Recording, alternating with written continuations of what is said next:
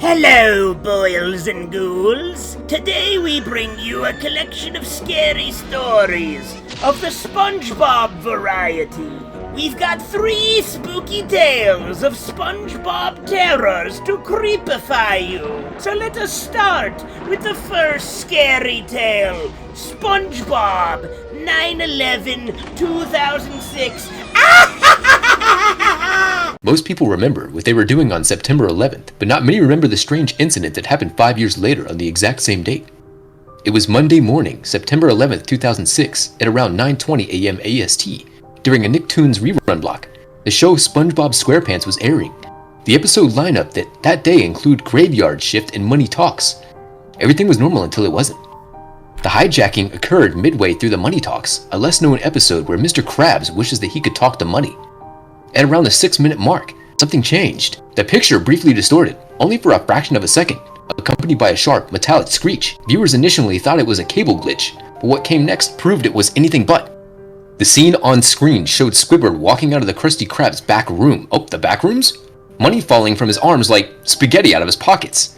He turns to the camera, breaking the fourth wall, and with a hyper-realistic, bloodshot grin, far too detailed for standard animation, he snarls, "Because I'm all out of money!" But it wasn't his usual voice actor. The voice was wrong, deep, distorted, almost human but filtered through static, like a broken radio gasping for air. After he said the line, the screen flickered black, then returned, but this time, the animation was completely different. It was hyper-realistic. What played for the next 40 seconds was not from SpongeBob. It was a crude, grainy animation, possibly from Brazil, possibly hand-drawn. It showed the Krusty Krab underwater, but decayed. The windows were cracked, the sign was shattered. Seaweed drifted through the open door like smoke. Inside, there were sounds, not voices, just breathing. Wet, ragged breathing. The camera slowly panned towards the kitchen. As it got closer, viewers could make out a shape, something vaguely humanoid, slumped against the wall. It looked like Squidward, but his eyes were missing. Then the breathing stopped. The screen cut to static, followed by a message in white courier font on a black background. They know what you saw! Do not speak of this again! Then, just as suddenly, the regular programming returned. Halfway through Graveyard Shift, as if nothing had happened. People posted about it online, on forums, early YouTube clips, even some media blogs, but by the end of the week, every video of the incident had been taken down. Not flagged. Removed. Sometimes minutes after being uploaded. Entire YouTube accounts disappeared. Threads on forums were locked or deleted by admins who claimed legal concerns. A few people managed to rip copies before everything went dark. But even those seemed cursed. Files became corrupted, hard drives wiped. One guy even reported his laptop blue screened to death. To this day, no official statement has ever been made by Nickelodeon or Viacom. No flags have been done. No reporting. I don't believe that. When contacted, a Nicktoons employee allegedly said, "There's no recording of a hijacking, Goyam, and that episode, it never aired on that day. You're full of it. What are you talking about? You're full of it." But thousands of viewers remember, and they all remember the same line. "Because I'm all out of money!" So if you're ever watching SpongeBob reruns and the screen glitches, pay close attention. And whatever you do, don't watch it alone. And now for our next spooky SpongeBob story. We have for you SpongeBob SquarePants, the main corpse. Let us dive in. SpongeBob SquarePants, the main corpse. I'm so traumatized of what I saw, okay? So if you don't know who I am, my name's Elijah. How you doing? My favorite show in history is none other than SpongeBob SquarePants. You know, the Nickelodeon show about a yellow sponge that likes jellyfishing, working at the Krusty Krab, blowing bubbles with his friends, like his friend Bubbles. Yeah, that one. Well, let me tell you the story about a DVD that changed my opinion on that show in particular. What's up, everybody? It's Joshua Dufferina. One day I was searching through an old DVD box until I found a lost SpongeBob SquarePants DVD. I was excited, okay? I took the DVD to my room, put the disc in my DVD player, grabbed some popcorn, and got ready to watch the DVD, okay? But Squidward was being mean in it. I mean, come on, let's be real here. Who wouldn't? As you would usually expect. No big surprise. The Nickelodeon fish came up. But the only thing that were different about it was the fish was blood red. It had bloodshot eyes. There were scars over the fins, and the lips were dark blood red. Also, it was 2D instead of 3D. It was like a still image or something. Oh, and one more thing. When it was on, I could vaguely make out the noise of that girl squeaking in the beginning of a 2007 Avenged Sevenfold song, Scream. Not sure what that was about. After that, it took me to the menu. It was pretty nice to look at. The menu had SpongeBob in a stock image on Conch Street, which is basically the street Patrick, SpongeBob, and Squidward live on. There was like a front-facing stock image of SpongeBob and the show's logo, with dark blood red SpongeBob SquarePants font saying, "Lost episode" and everything. The menu only had one option, though. There was just a button that looked like yellow SpongeBob SquarePants font text saying, "Play." So you know what I did next? I pressed the button! So I can watch the episode. So I can watch the episode! Worst mistake I ever made in my life to date. Don't worry, I'll explain why. Immediately after, I press the play button. Warner came up. I'm actually being serious. This actually happened before the episode started playing. Alright, okay. Although I might not remember the experience I had with this DVD is that good. I could have sworn it said something. Oh shit. It said something along the lines of a warning! Oh fuck. The following DVD was made to promote the movie stuff. Stephen King's It. Despite not being made by Nickelodeon. You're seeing this? You will regret this. You will regret watching this DVD. Oh my god. Because it contains scenes in the language. It's not suitable. It's not suitable for younger people. If viewer discretion, don't watch this. It's bad. Crap. Intro played like normal, except when it got to the end, SpongeBob ended up staring directly at the camera instead of playing his nose like a flute. Oh yeah.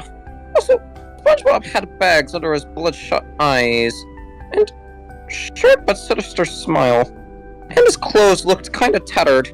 Also, he had his most broken corneas yet. A title card came up saying, "The main corpse." I laughed a bit because there was like a pun. It's like some SpongeBob episodes. Well, a vast majority of the SpongeBob episodes I've already watched, to be exact. Alright. The episode began at the Krusty Krab. Some customer walked in. The customer was wearing the same clothes SpongeBob wore. Nothing too out of the ordinary. I mean, I don't know. Why is it some random incidental character wearing SpongeBob's clothes? It was a Meat Man ad. But again, this one's too out of the ordinary. Where's Meat Man? Where's the Shake Guy? Where's SpongeBob guy at? Ironically, he must be a big fan of SpongeBob, like me, I said to myself. Welcome to the Krusty Krab, sir. Squidward said. Squidward got thrown off by the SpongeBob attire he had on. Oh, sorry, I thought you were SpongeBob. How can I take your order? I'll take a Krabby Patty. The customer said to Squidward. Now, I'll say this. The guy wasn't voiced by a SpongeBob SquarePants voice actor I knew, like Tom Kenny or D. Bradley Baker, for example. This guy sounded like he was voiced by Zach Hadel. Like, dog, how's that even possible? Oh yeah, like I haven't heard a customer order that before. Squidward said. SpongeBob, get this customer a plain Krabby Patty. Coming right up, yeah, SpongeBob said. This is where stuff started to go mad off the dome. When SpongeBob opened the patty vault, there was nothing in there. SpongeBob gasped, but it didn't sound cartoony or comical or any like funny stuff. It was like his voice actor, Tom Kenny, was really he was seeing that there's no food. We're out of patties! SpongeBob said calmly. SpongeBob had an idea, and he thought it up quick. He peeks his head out of the kitchen window to speak to the customer, as his voice fades to a demonic effect. I'm sorry, we're currently out of patties, so I suppose you'll have to do, SpongeBob says. By the time I get to Sandy, I'll be glad to kill you. That scared the holy cow out of me. SpongeBob had blood dripping out of his black eyes, with red irises and white pupils. He had an unusual looking mouth full of razor sharp teeth, and blood was dripping out of his mouth. He had really jacked up looking 5-fingered hands. He grabbed the customer by the tie and threw him into the kitchen. I'll be with the order right away, Squidward, said SpongeBob. Squidward just knew he was gonna get traumatized by what was about to happen in the kitchen. Please, said the customer. Don't kill me. Even if I do get killed, I'll still be revived, right? Fuck, you know? Customer service over here. Sorry, customer, Said SpongeBob. that's too bad. I've got an order to fill, and no, you will not be revived. Wanna know why? Because that my victim is against the rules. Hey! SpongeBob, in his demonic state, he grabbed his deformed 5-fingered hand and inserts it into the customer's stomach. Then he took it out as the customer screamed. He screamed in pain. SpongeBob later fried the head of the customer, as he screamed even louder. He then chopped off the head of the customer and put it between the 2 seaweed buns. Then he put the rest of the ingredients in between. I heard the 1980 AC/DC song, Back in Black. It was playing while this was all happening. I had to pause the DVD to go numero uno and dos. I do it in the toilet. What? I was having trouble resisting the urge. I had to do something. So yeah, I pressed the play button. I pressed it to continue the episode, you see. After killing the customer, SpongeBob started to speak to him in his normal voice. Alright, go ahead, Smoothskin. Order a burger! Before finishing his sentence, he finds out that everyone in the restaurant left, including Squidward and Mr. Krabs. Huh, the customer's left, SpongeBob said. Must have taken too long on his order. Oh well, I'll just leave it here for the ratfish to enjoy. What the fuck is a ratfish? You know, it's like rats, but fish. The customer cuts to the floor. Catfish? The catfish eat ratfish? No. That's Rad Roach Smoothskin. The camera cuts to the floor with Plankton. Finally! He shouts. The Krabby Patty is mine! Let's take a look at the secret formula, shall we? As Plankton takes off the top bun, he finds the deceased customer's head. The camera then pans to Plankton's face for 3 seconds before the screen cut to black, with Plankton screaming! Then the camera zoomed into SpongeBob facing the camera and said it in a demonic voice. Hello again, folks. I may have already killed Patrick, but guess what I did? I killed a customer now. Let this be a lesson to you all. The next time either of you bring back dead people to life, I will make you as a Krabby Patty as well. But for now, I am still after Sandy. So remember to stay out of my way, or else I will run. Or else I'll run you over next. This is what happens when you don't listen to the green Peter Lorre genie from Aladdin. So long, suckers! And the credits just started rolling after that. The credits were the same as every episode, but the background was red instead of yellow. There was a United Plankton Pictures logo that came up, but it was different. There was blood dripping out of the sea creature's eyes, and the water was blood red. Then the Nickelodeon logo came up. It is different. The splash like blood red in the shape of the SpongeBob. Text is like the same color of the background, but reversed though. And the French text at the bottom of the screen said it was a French. Pause the episode to translate that shit. Google Translate on my phone pulled it up. That translator said, next time a Krabby Patty gonna have you in it. After the Nickelodeon logo, it showed nothing but a black screen for 10 seconds. I was so traumatized of what the episode had. SpongeBob has no right to put that customer in a Krabby Patty. He said he was gonna come for me and Sandy Cheeks next. I had to take the DVD out, put it back in its case, and threw it in the trash. I was never able to watch SpongeBob the same way anymore. Or was I? You know what? I'm gonna say it. I'm gonna say the N-word. Just goes to show you that sometimes you gotta be careful around saying the N-word, depending on who the company is. Why so serious? This your boy Elijah, signing out. Bye now! And finally, to close off this spooky trifecta of stories, we have for you SpongeBob SquarePants, Something Smells, Creepy version.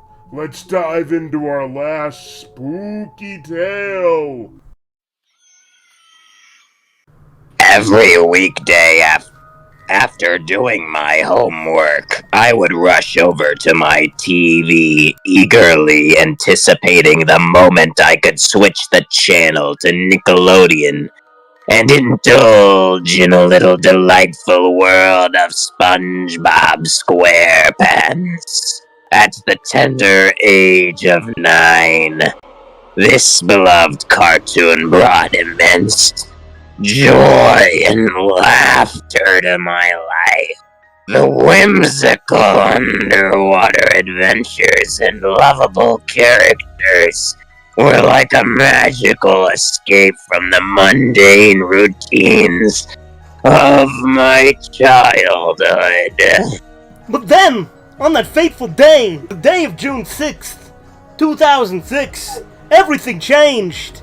Little did I know that my innocent excitement to watch reruns of the episode Something Smells would turn into a haunting experience of which I would never forget. Ooh, I'm the ghost of creepy narrations. Ooh. As the episode unfolded, I was as captivated as ever, reveling in the humor and camaraderie of the characters. However, when it reached the scene where SpongeBob asked Patrick if he was ugly, an eerie chain of events began to unfold. Ooh. The screen suddenly froze, plunging my room into darkness for what felt like an eternity. Confusion and fear washed over me as I tried to make sense of the unexpected turn of events. Ooh. When the visuals returned, my heart sank at the sight before me. A haunting image of SpongeBob, seemingly burnt and tormented, as if engulfed in flames. The eerie spectacle persisted for about 8 seconds before the screen once again turned black. The innocent cartoon I had known and loved was now entangled with something dark and inexplicable. A seemingly unrelated image of Serene River appeared next, followed by a commercial for Teen Nick, hosted by Nick Cannon. Still reeling from the unsettling experience, I struggled to grasp the meaning of these strange occurrences.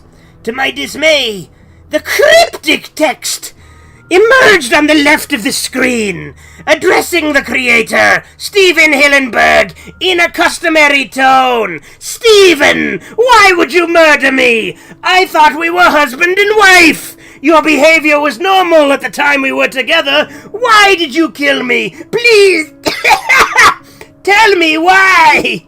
Ooh. The enigmatic message sent shivers down my spine, and a sense of foreboding enveloped me. Ooh. It was as if I had stumbled upon something very scary I was not meant to witness. It was scaring me. Ooh. And the unsettling words left me deeply disturbed. Ooh.